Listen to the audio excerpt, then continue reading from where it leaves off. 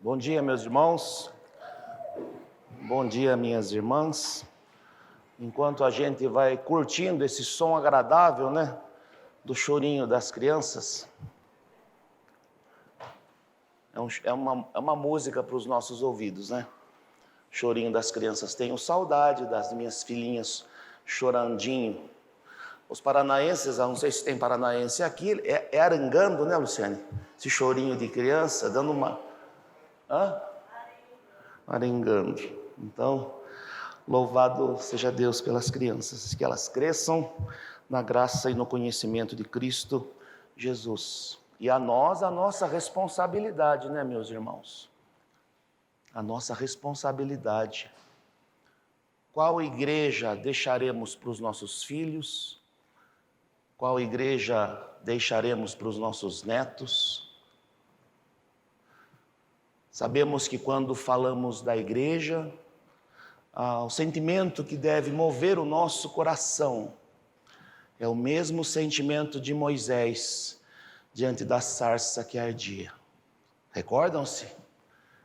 Tire as sandálias dos teus pés, porque a terra que pisas é santa. Quando nos referimos à igreja, quando nos referimos à igreja do Senhor, esse é o sentimento que temos que ter em nosso coração. Olha a responsabilidade que temos, meus irmãos, de deixar um legado para os nossos filhos, para os nossos netos. Deixarmos um legado onde eles possam olhar e reconhecer a boa mão de Deus que agiu através de homens e através de mulheres que se dedicaram diligentemente para glorificar a Deus através das suas vidas. Temos pregado, o reverendo tem pregado aqui sobre a epístola de 1 João, um tema tão importante para os nossos dias. Olhe para cima, vivendo na terra com perspectivas eternas. Tema da mensagem de hoje: evidências de quem tem a vida.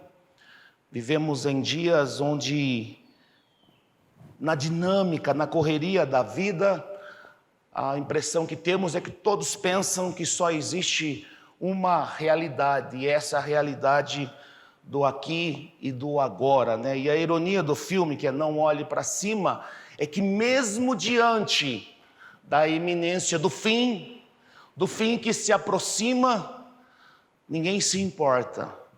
Aqueles que querem se dar bem continuam querendo se dar bem. Aqueles que querem aproveitar as oportunidades para cometer os ilícitos continuam cometendo. Aqueles que levam tudo de uma forma despretensiosa continuam fazendo isso. E de certa maneira é uma realidade que João está trazendo para a igreja e trazendo para nós. Nesse texto que iremos ler de 1 João 5, 6 a 12, existe uma realidade que nós temos que compreender, que nós temos que discernir enquanto filhos e filhas de Deus. Quero ler com vocês então o texto da nossa mensagem nesta manhã, 1 de João 5, versículos de 5 a 12. Na mensagem domingo passado à noite, o reverendo pregou até o versículo 5, mas o versículo 5 é um versículo de transição entre as duas perícopes. Por isso, lerei novamente esse versículo 5. Assim nos diz o texto sagrado, 1 João 5, 5 a 12. João começa com esta indagação: quem é que vence o mundo? Quem é que vence o mundo? E a resposta de João é: somente aquele que crê que Jesus é o Filho de Deus. E João vai nos esclarecendo quem é Jesus. Esse é aquele que veio por meio de água e sangue, Jesus Cristo. Não somente por água, mas por água e sangue. E o Espírito é quem dá testemunho, porque o Espírito é a verdade. Há três que dão testemunho: o Espírito, a água e o sangue, e os três são unânimes.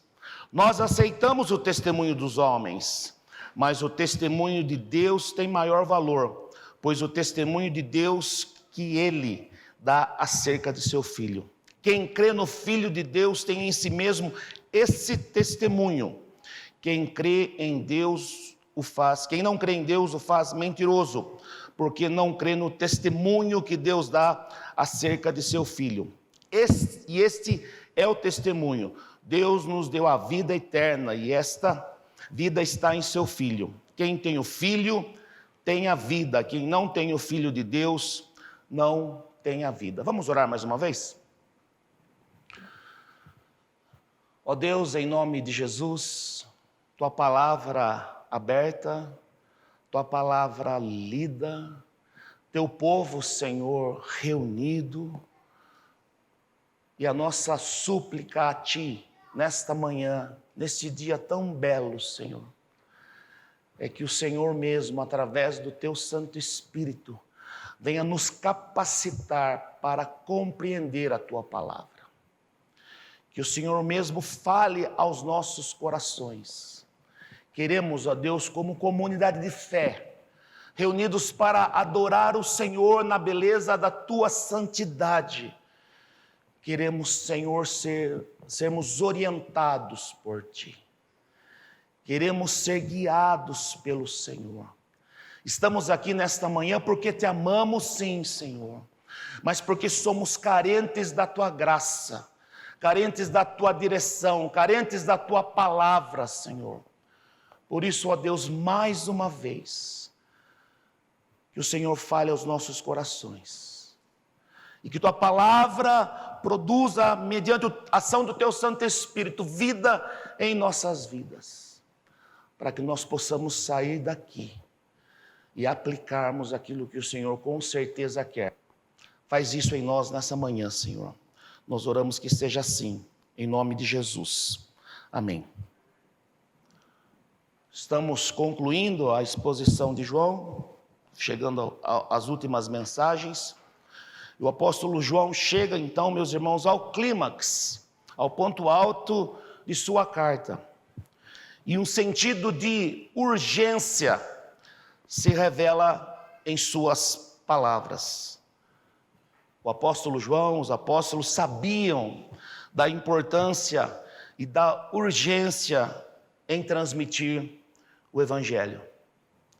Suas vidas e seus ministérios eram finitos, assim como nós. E eles tinham a tarefa de preparar a igreja para caminhar sem eles. Isso fica evidente nas palavras do apóstolo Paulo. Os apóstolos, eles tinham esta consciência, eles tinham esse discernimento da urgência da tarefa que o Senhor Jesus tinha delegado a eles. Muitos deles tinham consciência que as suas palavras se tornariam palavras eternas. O apóstolo Paulo, quando escrevia as suas cartas, ele tinha consciência que ele estava escrevendo a palavra de Deus. Ele tinha consciência disso. O apóstolo Paulo, falando aos presbíteros da igreja de Éfeso em Mileto, conforme o registro de Lucas em Atos, capítulo 20, versículo 28, Paulo nos dá uma direção desse senso de urgência. Cuidem de vocês mesmos e de todo o rebanho sobre o qual o Espírito Santo os colocou como bispos, para pastorearem a igreja de Deus que ele comprou com o seu próprio sangue. Cuidem, Paulo falando aos presbíteros, cuidem de vocês mesmos e de todo o rebanho sobre o qual o Espírito Santo os colocou como bispos, entendo aqui pastores, presbíteros, para pastorearem a igreja de Deus que ele comprou com o seu próprio sangue. Assim como João, o apóstolo Paulo, tinha consciência da finitude da vida, do fim do seu ministério, e aqui é um momento crucial no ministério do apóstolo Paulo. Ele já está caminhando para Jerusalém, para o sofrimento, martírio e morte. O canto do cisne do grande ministério do apóstolo Paulo, e ele tem consciência desta urgência do seu ministério, desta urgência. E esse senso de urgência, meus irmãos, também deve nortear nossas vidas e nossos ministérios. É engraçado às vezes, meus irmãos, quando eu participo dos concílios da igreja, eu me recordo assim, romanticamente, eu era o mais jovem presbítero dos eventos. Quem teve essa fase de ser o mais jovem? Eu chegava numa reunião de concílio e se referiam a mim, como o Paulo lembra disso lá no nosso presbitério, 1990 e bolinha, né, Paulo? O jovem presbítero falava pelos cotovelos. Depois vocês perguntem para o presbítero Paulo. O mais jovem presbítero. Dia desses eu estava na reunião do presbitério, meus irmãos. Eu olhei para os meus irmãos presbíteros. E eu era o presbítero mais velho do presbitério. Eu era o decano do presbitério. E mais tempo tinha. Porque decano numa instituição, vocês sabem, não é o mais velho em idade, mas é o mais velho na instituição. Então, meus irmãos, o tempo passa. Então, esse senso de urgência também deve nortear nossas vidas e nossos ministérios. Os discípulos de Cristo, nós temos que ter os nossos olhos e o nosso coração na eternidade, sim. Nós olhamos para cima, mas nós queremos viver com perspectivas eternas.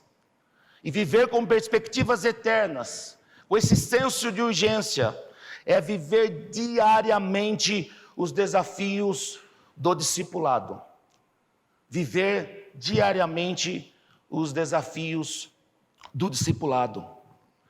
A tarefa que o Senhor nos deu foi tranquila. Be cool, disse o Senhor Jesus para nós. Fiquem tranquilos. Eu os estou enviando como ovelhas entre lobos. Todos os dias, meus irmãos, quando saímos das nossas casas, essa é a realidade que se cumpre em nossas vidas. Eis, eu estou os enviando como ovelhas entre lobos. Mateus capítulo 10, versículo 16. Esse mesmo senso de urgência. Então João chega nesse ponto da carta dele que lemos, que é esse o sentimento, a sensação que temos do senso de urgência dele em transmitir o evangelho àquela comunidade específica, mas também a nós hoje. E é o senso de urgência que nós, enquanto povo da aliança, enquanto filhos e filhas de Deus, temos que ter. Esse senso de urgência em pregarmos o evangelho de Deus, em prepararmos uma nova geração. O que nós podemos aprender com o texto que lemos? Os discípulos, em primeiro lugar, os discípulos de Jesus Cristo são aqueles que vencem o mundo. São aqueles que vencem o mundo. Quando eu falava sobre o sentimento que temos que ter quando falamos da igreja do Senhor Jesus, essa consciência da sacralidade da igreja, e a consciência que temos que ter, meus irmãos, é que a igreja do Senhor Jesus, ela é vitoriosa. Às vezes nós olhamos para as nossas comunidades, um sentimento que elas são frágeis, de pessoas simples, de pessoas que à luz dos olhos, das mentes mais brilhantes do nosso tempo, pessoas despreparadas. Guilherme hoje falou da manhã na escola dominical sobre o Espírito Santo. É o Espírito Santo que dá tudo aquilo que a igreja precisa para ela enfrentar os seus desafios. É o Espírito Santo que nos capacita com sabedoria. Sabedoria bíblica é o conhecimento correto. O coração orientado na direção correta, isto é, da palavra de Deus. E as mãos na direção correta. Então os discípulos de Jesus Cristo são aqueles que vencem o mundo. E a pergunta que eu faço para vocês é: o que é o mundo que João afirma que nós em Cristo temos a vitória sobre ele? Aquele que vence o mundo. Não aquele que vencerá, não aquele que venceu, mas aquele que vence o mundo. uma realidade que se dá diariamente. E o que é o mundo? João nos ensina que o mundo é a totalidade da existência em rebeldia ao seu Criador. É a totalidade da existência em rebeldia ao seu Criador. É o resultado do desenvolvimento de uma realidade sem Deus, a parte de Deus. São as estruturas. Na visão de Santo Agostinho, a cidade dos homens, desenvolvida em rebelião a Deus. Projetos humanos de uma realidade à parte de Deus. Também é a cultura dos homens. A cultura, meus irmãos, que reflete as marcas do antirreino e o espírito da apostasia. A realidade da cultura da qual nós vivemos, da qual nós estamos inseridos, da qual desperta em nós desejos, desperta vontades, muitas vezes faz com que nós trabalhemos para conquistar coisas que a cultura impõe. Então é essa cultura que tem as marcas do antirreino e o espírito do quê? Da apostasia. Gênesis capítulo 3. É a totalidade da vida, como nos ensina o texto sagrado, que jaz no maligno, da qual os discípulos não fazem parte. João 17,16 diz o seguinte: eles não são do mundo, como também eu não sou, diz o Senhor Jesus. Então o mundo é isso, é a totalidade de uma realidade, de uma vida, de uma existência que jaz no maligno, e da qual os discípulos não fazem parte, porque nós não somos do mundo. Gosto demais dessa expressão. Nós somos, meus irmãos, forasteiros residentes na cidade dos homens. E a igreja local, um posto avançado do reino de Deus. Lindo demais isso. Então, o que é o mundo? O mundo é essa totalidade da existência em rebeldia com o Senhor. Mas o que significa crer que Jesus Cristo é o Filho de Deus? Aqueles que vencem essa realidade são aqueles que creem que Jesus Cristo é o Filho de Deus. Significa, meus irmãos, que os efeitos benditos da obra da salvação nos alcançou. Crer que Jesus Cristo é o Senhor, crer que Jesus Cristo é o Filho de Deus, significa crer que os efeitos benditos da obra da salvação nos alcançou. Nós não aceitamos Jesus. Nós não aceitamos Jesus. A obra da salvação e os seus efeitos benditos nos alcançaram. Significa que somos filhos e filhas de Deus, gerados pelo amor do Pai. Significa que Deus, em Cristo Jesus, pelo seu Espírito Santo, nos alcançou com grande salvação. Significa que nenhuma condenação há para nós. Significa que Jesus Cristo é o nosso Senhor e nós somos dele. Significa que o pecado não tem mais domínio sobre nós. Significa que somos livres, pois foi para a liberdade que Cristo nos libertou. Significa que recebemos a cidadania dos céus. Significa que somos membros da família de Deus, isto é, da sua igreja. Significa que somos co-herdeiros em Cristo Jesus. Significa que vencemos o pecado e vencemos a morte. Significa que os breves sofrimentos desta vida são incomparáveis com a eternidade com Deus. Significa que encontramos o sentido final para a nossa existência. Significa que a totalidade da nossa existência está sob os cuidados de Deus, pois em Cristo nós somos filhos e filhas amadas de Deus. O que significa crer que Jesus é o Filho de Deus?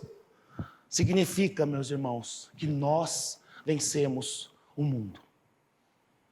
Quando João faz essa afirmação, que os filhos de Deus e as filhas de Deus venceram o mundo, significa toda essa realidade que eu apresentei para vocês.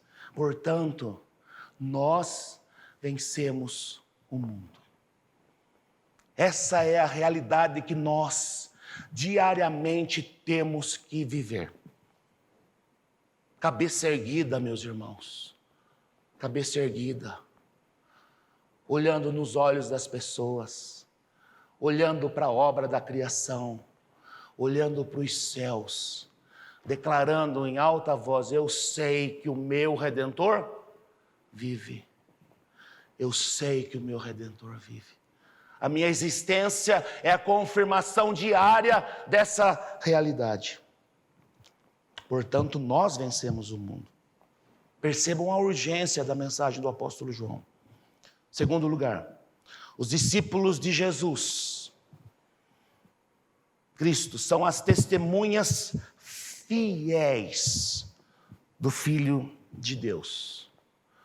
Nós vencemos o mundo e toda essa realidade que eu disse. Mas nós somos o quê? Testemunhas fiéis do Filho de Deus. Qual é a nossa resposta diante da pergunta: quem é Jesus Cristo? Falamos dos seus efeitos na nossa vida. Mas quem é Jesus Cristo? O apóstolo João orienta a igreja a ter a resposta correta e a resposta definitiva. Este é aquele que veio por meio de água e sangue, Jesus Cristo. Não somente por água, mas por água e sangue. E o Espírito é quem dá testemunho, porque o Espírito é a verdade. 1 de João 5:6. Jesus é o Filho de Deus e João aponta para o seu batismo, a água. João afirma que Cristo é o Senhor, é o Filho de Deus, apontando para a sua crucificação, para demonstrar essa realidade, conforme o registro de Lucas 3, 21 a 22. Quando todo o povo estava sendo batizado, também Jesus o foi. E quando ele estava orando, o céu se abriu, e o Espírito Santo desceu sobre ele em forma corpórea como pomba. Então veio do céu uma voz. Então veio do céu uma voz: tu és o meu filho amado, em ti me agrado. Tu és o meu filho amado, em ti me agrado. Então Jesus é o Senhor e Jesus é o Filho de Deus. Água apontando para o batismo. E agora Apocalipse 1:5. E de Jesus Cristo, que é testemunha fiel, o primogênito dentre os mortos e o soberano dos reis da terra. Ele que nos ama e nos libertou dos nossos pecados por meio do seu sangue. Olha a expressão forte e bela de Apocalipse. Ele que nos ama. Ele nos ama e nos libertou dos nossos pecados por meio do seu sangue. Água e sangue. Então esse é Jesus Cristo, nos diz João. Os cristãos têm, portanto, condições de compreender essa realidade, que Jesus Cristo é o Filho de Deus e é Senhor, porque o Espírito Santo revela esta verdade, e é o Espírito que dá testemunho, porque o Espírito Santo é a verdade. É o Espírito Santo que dá testemunho e nos possibilita compreendermos essa realidade. Não é fruto da nossa capacidade de compreensão, não é fruto da nossa capacidade de discernimento, não é algo que se dá de maneira cognitiva, é algo que se dá de maneira suprateórica. É o Espírito Santo agindo no nosso coração, reorientando as nossas emoções, reorientando o nosso coração e possibilitando que nós compreendamos uma realidade que seria impossível nós compreendermos. É a ação do Espírito Santo no nosso coração. Essa é a realidade que foi na minha vida e a realidade que foi na vida de cada um de vocês, quando fomos tocados pelo Espírito Santo. E a partir dessa realidade, compreendemos o Senhor, compreendemos a revelação, compreendemos a queda e anelamos pela redenção. Agora, no break do café, uma senhora perguntou para mim: presbítero, como eu justifico a existência de Deus? Esse internet, né, Wellington? pessoal fica vendo programa de YouTube, já viu? Irmãos, por favor, cuidado com essas coisas. Porque o pastor não soube responder o filósofo ateu da existência de Deus. Vocês estão curiosos para saber qual foi a minha resposta, né? Eu disse para a irmã, eu não responderei sobre a existência de Deus com as mesmas estruturas e as mesmas ferramentas dos filósofos. Eu apenas quero que o filósofo justifique para mim que Deus não existe, que eu apresento para ele as justificativas cristãs da existência de Deus. Ele prove a não existência de Deus para mim. Anselmo de Cantuária diz assim, Anselmo de Cantuária, seja-me permitido volver meus olhos para a tua luz, ao menos de longe, ao menos do fundo de meu abismo. É uma oração de Anselmo. Ensina-me a buscar-te. Mostra-me a quem te busca, porque não posso buscar-te se não me ensinas o caminho. Não posso encontrar-te se não te mostras a mim. Que eu te busque desejando-te, que eu te deseje buscando-te, que eu te encontre amando-te, que eu te ame encontrando-te. É o proslógio de Anselmo de Cantuária. Então, os cristãos têm condições de compreender essa realidade, porque o Espírito Santo revela essa verdade.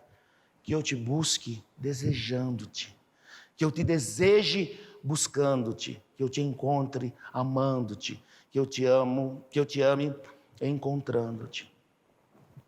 E um terceiro ponto, meus irmãos, é qual o fundamento da fé dos discípulos de Cristo.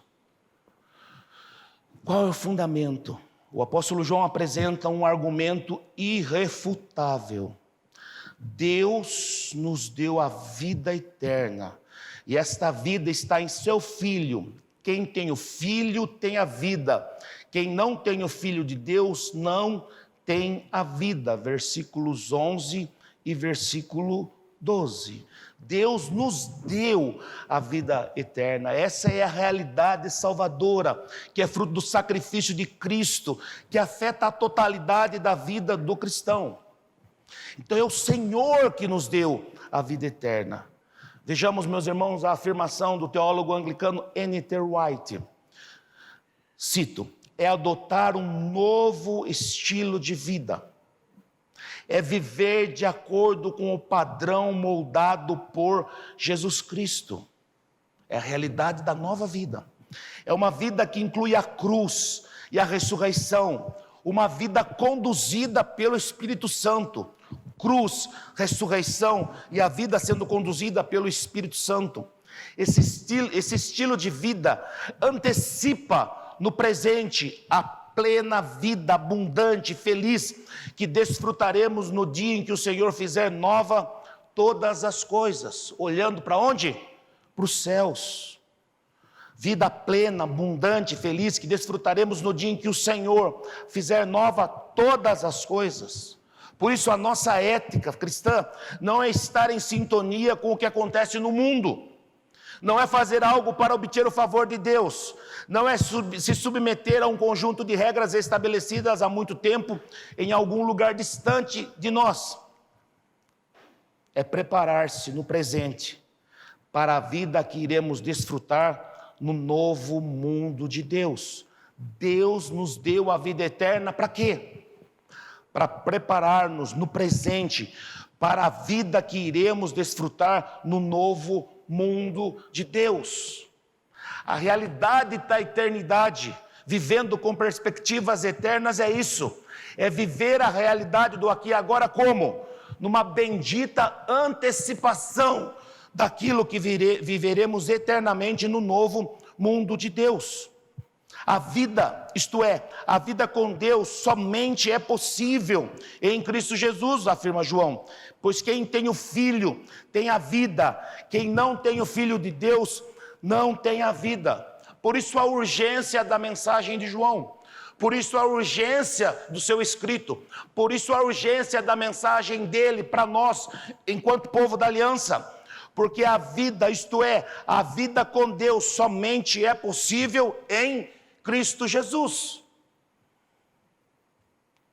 Quem tem o Filho tem a vida, quem não tem o Filho de Deus não tem na vida. Versos 12b, João afirma a triste realidade daqueles que não têm o Filho de Deus. Morte é a realidade de uma vida sem Deus, pois o salário do pecado é a morte. Por isso a urgência dessa mensagem para nós hoje. Só existe vida quando a vida se dá numa realidade salvadora em Cristo Jesus. A parte de Cristo, a parte de Deus, o que existe é o quê? Morte. A nossa cultura, os nossos dias, a nossa sociedade vive uma realidade de morte. E a mensagem da vida, o Senhor Jesus deu a quem? Quem são os arautos desta mensagem da vida? Quem são os dispenseiros desta mensagem da vida? Quem? Pastores e presbíteros. Concordam comigo? A irmã Regina fez assim, ó. Um menear da cabeça intenso e de maneira peremptória, falando bonito agora. Nós, essa mensagem de vida e de esperança foi dada a nós, o povo de Deus. Concluindo, meus irmãos, o que eu vou levar para o meu coração, o que eu vou levar para o nosso coração? Duas coisas eu queria enfatizar para vocês nessa manhã. Segurança. Parece que a marca dos nossos dias é insegurança, ansiedade, a geração do Apraz, do Rivotril, do Lexotan, e a lista segue. Segurança. As promessas de vida eterna foram dadas por Deus a nós. As promessas de vida eterna foram dadas por Deus para quem? A nós. Jesus Cristo é a nossa garantia de que Deus cumpre as suas promessas. Jesus Cristo é a garantia de que Deus cumpre as suas promessas. Então, quem tem a vida deve vivê-la de que maneira? Com e em segurança, porque eu sei em quem eu tenho crido. Segunda coisa, esperança, segurança e esperança. A certeza de que somos filhos de Deus e de que viveremos eternamente com Ele. A certeza, a esperança, a certeza de que somos o quê? Filhos de Deus. Filhos de Deus. E de que viveremos eternamente com Ele. Cito mais uma vez para concluir N.T. Wright. Os cristãos são chamados a deixar para trás, no túmulo de Cristo, toda a corrupção e imperfeição do mundo presente. É tempo de assumirmos, pelo poder do Espírito Santo, nosso próprio papel plenamente humano. E a humanidade só é plena em Cristo Jesus, como agentes, como arautos, como administradores do novo que está nascendo. Colocado de forma simples, nos ensina N.T. Wright. É isso que significa ser cristão. É seguir a Jesus Cristo no novo mundo que Deus tem colocado diante de nós. O que é ser cristão? É seguir a Jesus no novo mundo que Deus tem colocado diante de nós.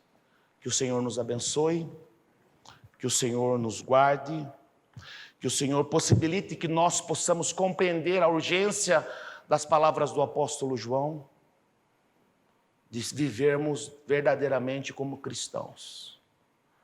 Sabemos das consequências benditas disso para a nossa vida, mas temos que ter consciência de uma realidade de morte à parte de Deus. E que eu e você fomos chamados, capacitados pelo Espírito Santo, para sermos estes agentes da vida de Deus manifestada na cidade dos homens. Que o Senhor os abençoe em nome de Jesus. Amém. Vamos orar e receber a bênção. Senhor, muito obrigado pela Tua palavra, Senhor. Que a certeza e a segurança, ó Deus, de que estamos seguros nas Tuas mãos, possa permear o nosso coração, ó Deus, e não somente o nosso coração, mas também todas as atitudes, ó Pai, que temos. Que a nossa vida, Pai, seja uma vida com a perspectiva eterna, a perspectiva de que nós já somos, ó Deus, cidadãos do teu reino, Senhor. Que o Senhor derrame sobre nós a tua graça e misericórdia e que nós possamos entender, ó Deus, essa verdade, que somos um povo em missão, proclamando o evangelho de Cristo Jesus, ó Deus, e dando evidências, ó Pai, de que o Senhor nos ama através da cruz. Senhor, muito obrigado. Agora, irmãos, que a graça de nosso Senhor e Salvador Jesus Cristo, o amor de nosso Deus e Pai, o conselho, o consolo, o poder e a ação do Santo Espírito de Deus esteja sobre você, agora e pelos séculos dos séculos. Amém. Deus abençoe